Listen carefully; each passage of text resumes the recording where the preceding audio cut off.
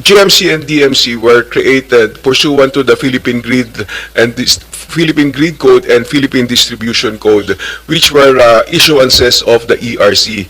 They were funded not by government but by contributions from the sectors that they represent. For the Philippine Grid Code, it is funded out of assessment from NGCP, and for Philippine Distribution Code, it is funded out of assessments from the various distribution utilities. However, a previous chairperson found this arrangement to be not in order, so it decided not to act on the budgets of DMC and GMC anymore, because ERC was the one approving it, but the assessment is made to the stakeholders. So naturally, these organizations died a natural death. What GMC and DMC were doing at the time that they were very active was actually supporting the ERC in terms of their technical know-how, knowledge, and their expertise that they are able to make use of whenever we refer actual work to them, like review of the distribution utility submissions of their compliance plans to the Philippine Grid Code or Philippine Distribution Code. So they are able to help in the evaluation and in the recommendation to ERC.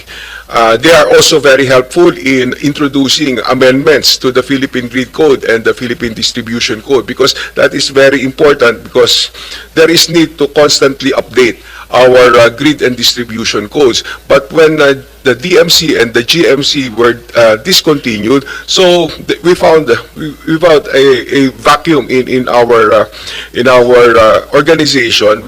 We do not have any more a technical arm we can rely on. So we are doing it by ourselves. We asked for additional budget for additional manpower, additional engineers, but with the additional budget that was approved in previous years, with the additional plantilla positions that were approved for ERC, what we are able to hire only are the Aero 1, Engineer 1, or those entry-level staff, fresh grads from university, and they don't have that experience that we had when we had the GMC and DMC, because their boards alone were from representatives of various distribution utilities, mid or high level officials with years of experience in utility operations. So we are not able to experience that with our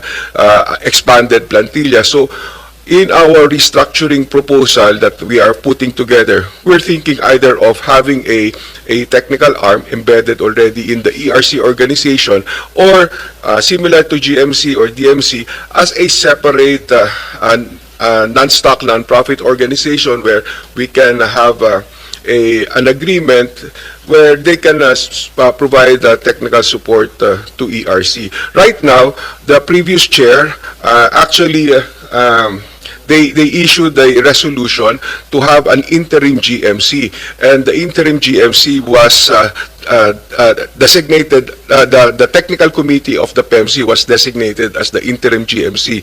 But I don't know about what happened to that designation. I think it has not yet been fully utilized, because that is also an option. The GMC there is attached to the PEMC, there's attached to the PEM board a committee known as the technical committee, and there are also representatives here from the industry that can have or possess that experience and expertise that can also be utilized by the ERC, but we need to just explore the possibility of collaborating with them or coming up with some arrangement. But of course, it would be superior if that committee can reside within ERC, and so for that we may need to support the creation of that committee through a reorganization of ERC and budgetary support for this committee to be embedded in our organization. I think, Chairman, ang issue rin is, number one, saan manggagaling yung funding, and then pangalawa, possible conflict of interest. no? And pangatlo is transparency, no? So as long as it serves the objective of public service, then we'll support that, no? I think those were the contentious issues before. But but admittedly, it's ako nakikita ko importante yung technical side, eh, no?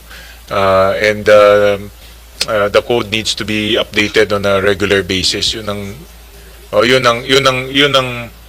ang complication in that part, no? So just if you think that we need to, I think the policymaker thinks that it's an important aspect that we need to look at, just send us a letter, no? Just address the contentious issues of possible conflict of interest, funding, and also transparency. Sige, yeah, we'll wait for that. I also saw in your plantilla, Chairman, na out of the 546 total manpower, 253 are contract of service or job orders, which is almost 50%, no? Napakalaki siya, no? Considering that this is a highly technical and very important organization because it regulates the entire electric power industry. So, bakit hindi natin hindi maging plantilla sila o regular? Bakit puro kalahati ng manpower natin GO? So wala silang secure tenure, no? Wala silang benefits. And yun ang kailangan natin, no? Assurance that to our workforce na they will be maintained and they will be given the rightful benefits. Yes, we agree, Mr. Chair. In fact, yun yung gusto din namin na makasama in our reorg proposal, na yung aming mga current na positions for contractual COS, kung pwedeng ma-regularize because malaki din yung limitations sa aming staff na yan. Hindi namin sila maisama sa ibang mga biyahe or yung hindi mautusan makapag-conduct ng certain activities dahil doon sa status nila as COS. And of course, dahil ganun yung status nila, mas marami sa kanila kung hindi nabibigyan ng security, ay mas madali silang nakukuha ng ibang players. Sure, mataas ang attrition sa inyo, no? Yes, Mr. Chair. Bakit hindi sila nata-transfer nga to plantilla items? Most of them, kung qualified meron naman kayong hold on, let me just authorize naman yung inyong, may mga authorized plantilla items naman kayo. Yung ibang plantilla items din po kasi may mga QS sila or yung qualification standard na sobrang napakatataas na hindi rin maka-qualify yung iba naming mga COS na karapat-dapat na sana at na-train na. Kaya tuloy, hindi rin namin ma-fill up yung ibang mga permanent positions. But we have a pending request with the Civil Service for the adjustment of the QS for some of these positions po. Kita ko may 103 na vacant positions kayo. Yes, Mr. Chair. So it's really a QS issue. Yes, Mr. Chair. So I suggest you network with the CSC para maayos itong issue na ito. Kasi parang for a regulator, hindi healthy na kalahati ng workforce natin.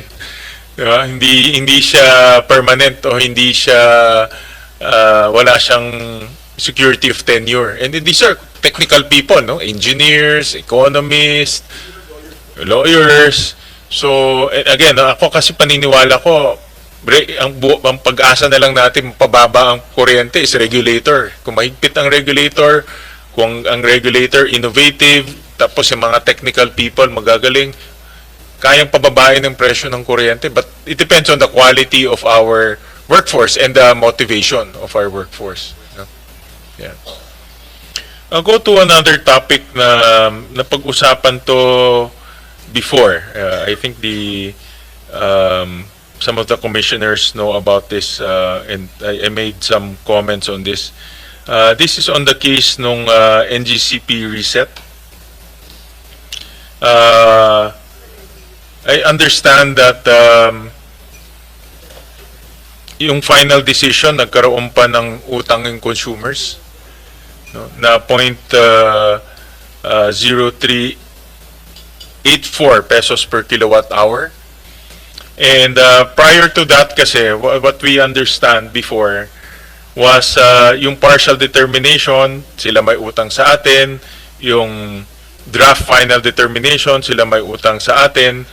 Pero ang nangyari, I think there was a big debate. Alam ng mga commissioners to. And I think this was heavily debated in your commission. And I voiced my opinion on this. Was the issue of uncommissioned projects or projects that are not commissioned yet. So ang position ko, to put it simply, I know this is a very technical, this is a very complicated matter, but sa akin is just to put it simply and make it kumbaga apply common sense. Kung di pa tapos yung project, dapat wag tayo i-charge. Diba? Kahit na nag-umpisa na sila magbigay ng piso, pero hindi pa tumatakbo yung project, dapat wag tayo i-charge. Kasi yun yung classic case na ginigisa tayo sa sarili nating mantika eh. Diba? Para sa akin, charge mo kami kung wag tumatakbo na yung project, kung gumagana na yung project. I understand that the Commission changed the interpretation 3 times.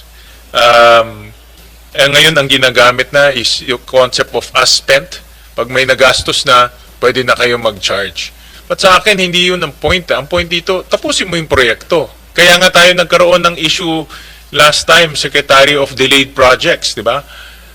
Ilang delayed projects, napakadaming delayed projects. Kaya nga, no less than the President in his SONA said na dapat managot ang NGCP. No? Dapat maging accountable sila because ang nakita niya, yung list of delayed projects that contributed to the erosion of our energy security. No, particularly electricity.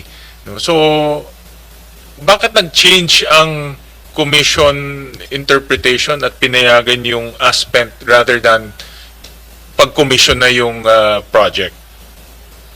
Yes, Mr. Chair. I was not privy to the discussions of the previous commission, but insofar as the regulatory framework for our private distribution utilities and the transmission provider, NGCP, when we adopted the performance-based regulation, kasama dyan yung sa NGCP, inadapt natin yung performance-based regulation na forward-looking based on forecast ng utility. So, ibig sabihin, ang kanilang filing ginagawa sa year 1 or the year before the first regulatory year of that regulatory period.